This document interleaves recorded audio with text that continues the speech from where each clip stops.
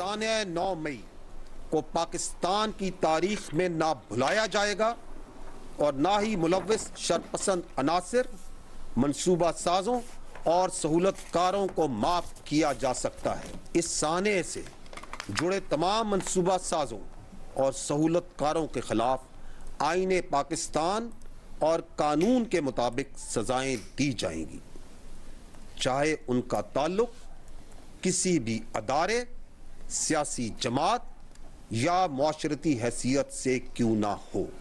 फौज ने अपनी रवायात के मुताबिक खुद एहतसाबी अमल के मरहले को मुकम्मल कर लिया है।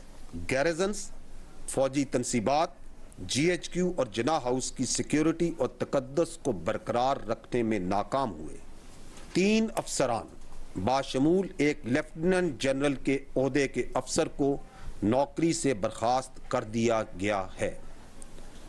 15 अफसरान बाशमूल 3 मेजर जनरल्स और 7 ब्रिगेडियर्स के ओहदे के अफसरान के खिलाफ सख्त तादीबी कार्रवाई मुकम्मल की जा चुकी है। फौज ने लेफ्टिनेंट जनरल समेत 3 अफसरान को नौकरी से निकाल दिया। ये अफसरान 9 मई को GHQ, जिना हाउस और फौजी तनसीबात की हिफाजत में नाकाम रहे थे।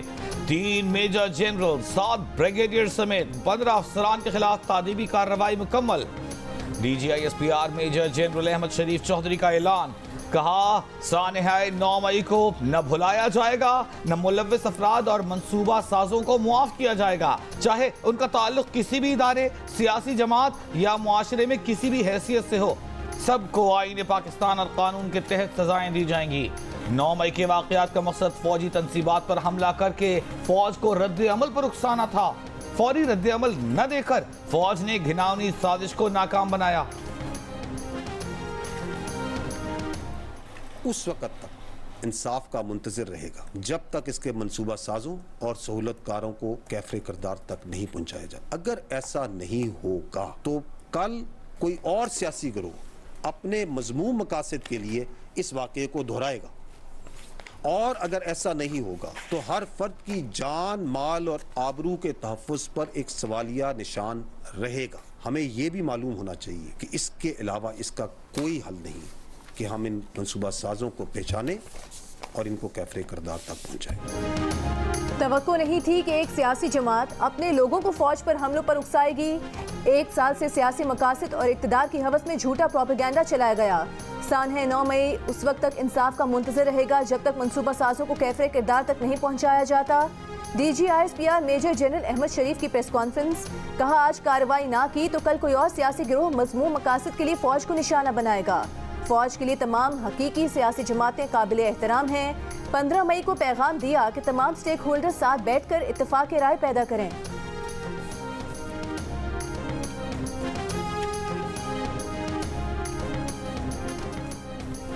जो काम दुश्मन 76 साल में न कर सका वो 9 मई को मुट्ठी भर शरपसंदों ने किया।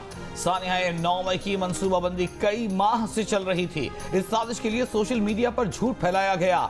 DGISPR मेजर जनरल अहमद शरीफ चौधरी ने कहा, ये वाकयात अचानक नहीं हुए, इनके पीछे मंसूबाबंदी और सोच थी। इनका मकसद था कि फौजी तनसीबात पर हमला करके फौज से रद्द अमल लिया जाए। फौज के रद्द अमल से ये अपने मजमूम मकासद को आगे ले जाना चाहते थे।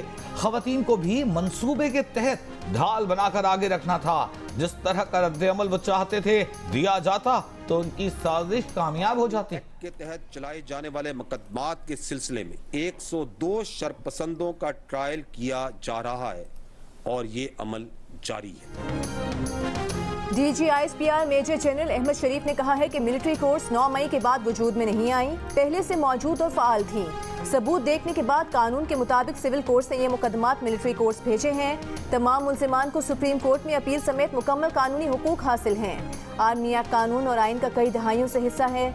मिलिट्री कोर्ट से मुतालिक सुप्रीम कोर्ट में केस चल रहा है। इस वक्त मुल्क भर में 17 स्टैंडिंग कोर्ट्स काम कर रही हैं।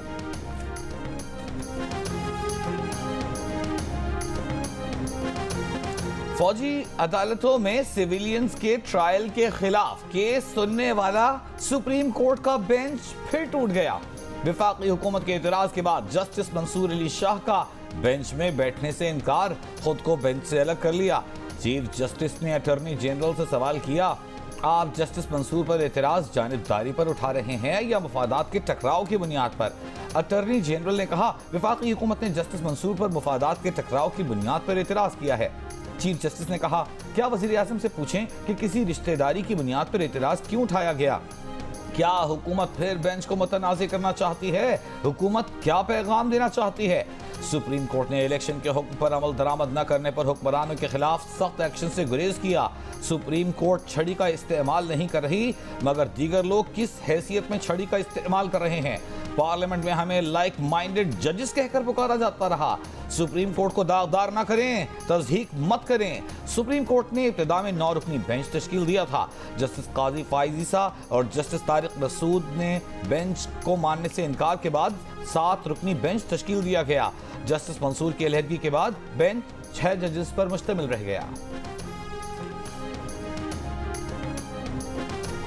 फौजी अदालतों में सिविलियंस का ट्रायल बुनियादी इंसानी हुकूक का केस है। आर्मी एक्ट का सेक्शन 2D9 से तजावुज कर सकता है और ना ही सिविलियंस को बुनियादी हुकूक से महरूम कर सकता है।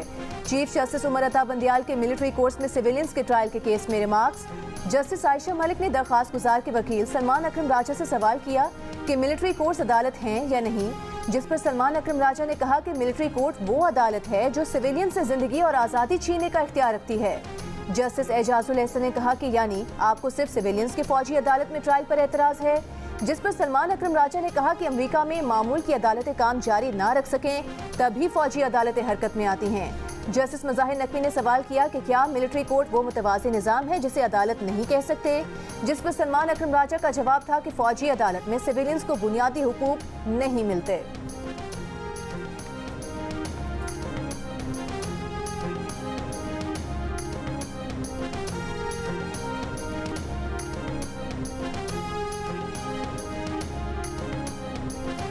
उम्मीद करता हूं इस केस की समाअत के दौरान किसी का मिलिट्री ट्रायल नहीं किया जाएगा। चीफ जस्टिस के रिमार्क्स। अटॉर्नी जनरल से पूछा, मिलिट्री ट्रायल्स का क्या बना, क्या कोई पेशरफ्त हुई? अटॉर्नी जनरल ने जवाब दिया, अभी तहकीकात चल रही हैं। मुमकिन है तहकीकात के दौरान 102 अफराद में से बहुत सौ को छोड़ दिया जाए। इस पर जस्टिस मुजाहिर अली नकवी ने पूछा, अटॉर्नी जनरल साहब पिक एंड चूज के पीछे क्या वजूहात कार फरमा है? अटॉर्नी जनरल बोले, जिन अफराद ने ममनू मकामात पर हमला नहीं किया उनको छोड़ दिया जाएगा। सुप्रीम कोर्ट ने 9 मई के वाक़यात पर गिरफ्तार अफराद की मुकम्मल तफसीलात तलब कर ली। केस की समाअत कल तक मुलतवी। कन्विक्शन का फैसला दे दें, दूसरा फैसला दे कि ये तौहीन अदालत करने के बाद ये डिस्क्वालीफाई हो गए। मैं देखता हूँ कौन सा ये इनमें से कौन सा जो डिस्क्वालीफाई हुआ होगा वो अपनी नॉमिनेशन पेपर भी दे सकेगा। फौजी अदालतों में सिविलियंस के ट्रायल के खिलाफ केस सुनने वाला बेंच टूटने के बाद सीनियर वकील एहतसास एहसन के सुप्रीम कोर्ट को मशवरे। अदालत इलेक्शन का फैसला मानने के बजाय अदालत पर बहतानबाजी करने वालों को नाअहल करे। 5-5 करोड़ जुर्माने आयद किए जाएं।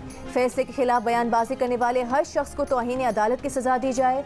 लतीफ खोसा ने कहा कि हुकूमत आइन और अदलिया के खिलाफ खुलकर सामने आ गई। आज 9 मई से ज्यादा स्याह दिन है।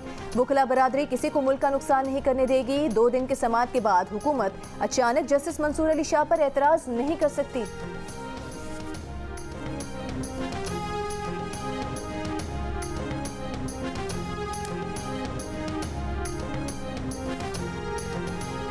साबिक वज़ीर आज़म नवाज शरीफ की अबूधाबी में खुसूसी मुलाकातें। पाकिस्तान के सियासी और मुआशी हालात पर तवील बैठकें जारी।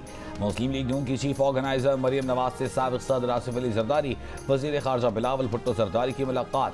मरियम नवाज ने गुज़िश्ता रोज़ खुसूसी मीटिंग्स पर पीपल्स पार्टी क़यादत को एतमाद में लिया। पीपल्स पार्टी और लीगी क़यादत के दरमियान आज रात मुलाकात का इम्कान है।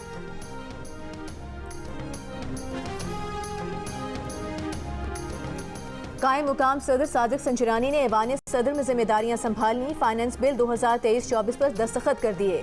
कौमी असम्बली ने कल फाइनेंस बिल की मंजूरी दी थी। कायम मुकाम सदर का इलेक्शन एक्ट तरमीमी बिल पर भी आज ही दस्तखत करने का इम्कान। ज़राए के मुताबिक सादिक संजरानी की जानिब से दस्तखत करते ही बिल एक्ट ऑफ पार्लियामेंट बन जाएगा।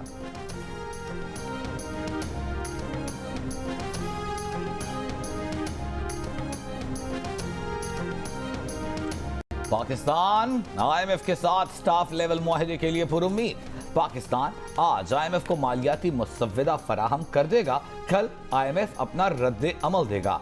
Memorandum for economic and financial policy की मंजूरी के फौरी बाद स्टाफ लेवल मुआहिदा और बोर्ड इजलास होने के इम्कानात। ज़राए के मुताबिक वज़ीर-ए-आज़म शहबाज शरीफ और MD IMF की मुलाकात में प्रोग्राम बहाली पर इत्तेफाक हुआ था। पाकिस्तान ने 6 अरब डॉलर की बैरूनी फाइनेंसिंग पर IMF से नरमी की दरख्वास्त की थी। IMF ने नरमी के एवज मजीद टैक्स लगाने की शर्त रखी थी।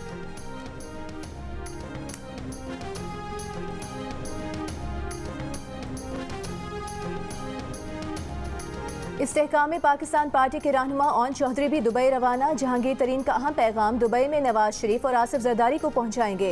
दुबई रवानगी से पहले GO न्यूज़ से गुफ्तगू में कहा कि PTI चेयरमैन और साकिब निसार जहांगीर तरीन के खिलाफ घिनौनी साजिश के मरकजी किरदार थे। अहम शख्सियत ने उनके मुलविस होने की तस्दीक की। तहरीक इंसाफ के चेयरमैन ने जहांगीर तरीन को कुर्बानी का बकरा बनाकर अपने इक़्तिदार की राह हमवार की। जहांगीर तरीन की रिव्यू पिटीशन सुप्रीम कोर्ट से मुस्तरद कराने में भी चेयरमैन PTI का हाथ था। लाहौर में चंद घंटों के दौरान 250 मिलीमीटर की बारिश ने जल थल एक कर दिया। लाहौर को पानी पानी कर दिया। कल रात से आज सुबह तक जारी रहने वाली बारिशों ने सड़कों को तालाब बना दिया। National park sports complex swimming pool में तब बदल गया। कलमा चौक पर बना नया नवेला अंडरपास भी पानी में डूब गया। कई सड़कों पर घुटनों पानी आ गया। गाड़ियां जवाब दे गई। शहर में निज़ाम जिंदगी मुअत्तल। 95 से ज़ायद फीडर स्ट्रिप कर गए तो बिजली भी दस्तयाब नहीं रही। सबसे ज्यादा बारिश एयरपोर्ट के इलाके में 260 मिलीमीटर रिकॉर्ड की गई। लक्ष्मी चौक में 256, पानी वाला तालाब में 254 मिलीमीटर बारिश रिकॉर्ड की गई। वासा के एहलकार पानी की निकासी में जुट गए। प्री मानसून बारिशों का सिलसिला 30 जून तक जारी रहेगा।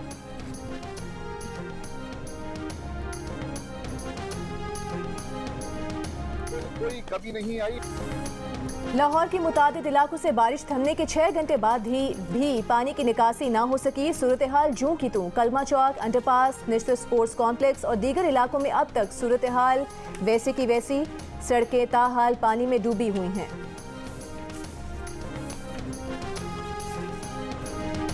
इस वक्त कलमा चौक अंडरपास से रिपोर्ट कर रहा हूं और आप मेरे बैकग्राउंड पर इस वक्त देख सकते हैं कि चंद हफ्ते पहले इस अंडरपास को ट्रैफिक के लिए खोला गया था। बारिश को थमे हुए लगभग 10 घंटे होने के हैं और 4 घंटे पहले भी हमने यहां से रिपोर्ट किया था बुलेटिन के लिए और उस वक्त से लेकर अब तक पानी निकालने की कोशिश तो की जा रही है, लेकिन अभी भी आप देख सकते हैं बैकग्राउंड में कोई ज्यादा फर्क।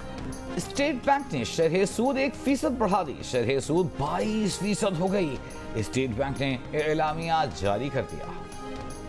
तहरीक इंसाफ के सदर परवेज इलाही एक बार फिर गिरफ्तार। FIA ने एक और केस में गिरफ्तार कर लिया। 24 जून को लाहौर की अदालत ने FIA के मनी लॉन्ड्रिंग केस में परवेज इलाही की जमानत मंजूर की थी। आज बाज़ाब्ता रिहाई से पहले ही FIA ने एक और केस में साबिक वज़ीर आला पंजाब को गिरफ्तार कर लिया। लाहौर की अदालत ने जिस्मानी रिमांड की इस्तदा मुस्तरद करते हुए परवेज इलाही को जुडिशल रिमांड पर जेल भिजवा दिया। इस्लामाबाद में गुज़िश्ता रात की बारिश के दौरान घर की छत गिरने से 3 अफराद जाँ बहक। जाबतेली के इलाके में पेश आए वाक़े में 2 बच्चे और एक खातून जाँ बहक हुई।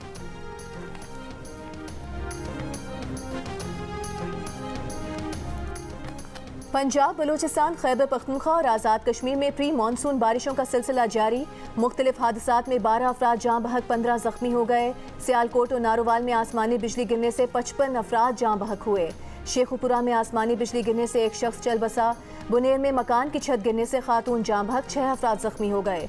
बलूचिस्तान के नदी नालों में तुग़यानी। किला सैफुल्ला में एक बच्चा सैलाबी रेले में बह गया।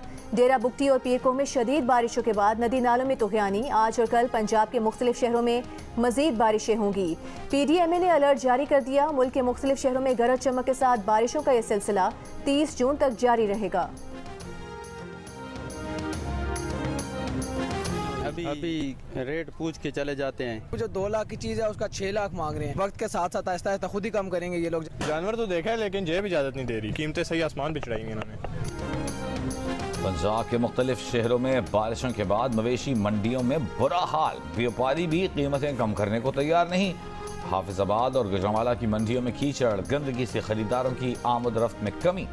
रावलपिंडी की मंडी में खरीदार बारिश के बायस कीमतें कम होने के मुंतज़िर। सुलेमान दाऊद समुद्र की गहराई में रूबिक क्यूब हल करके आलमी रिकॉर्ड बनाना चाहता था। टाइटन हादसे में जाँ बहक पाकिस्तानी नौजवान सुलेमान दाऊद की वालिदा क्रिस्टिन दाऊद का बरतानवी नशरियाती इदारे को इंटरव्यू। बताया कि आलमी रिकॉर्ड के लिए गिनीज वर्ल्ड रिकॉर्ड को दरख्वास्त भी दे रखी थी और सुलेमान के वालिद शहजादा दाऊद वीडियो बनाने की खातिर कैमरा भी हमरा ले गए थे। क्रिस्टीन दाऊद ने बताया कि सुलेमान हर जगह रूबिक क्यूब साथ ले जाता था और 12 सेकंड में पेचीदा मुअम्मा हल करके देखने वालों को हैरान कर देता। अब वो और उनकी बेटी सुलेमान के एजाज में रूबिक क्यूब को हल करना सीखने की कोशिश करेंगे और वो अपने शौहर के काम को जारी रखने का इरादा रखती हैं। टाइटन हादसे में 19 साला सुलेमान दाऊद और उनके वालिद शहजादा दाऊद जाँ बहक हो गए थे।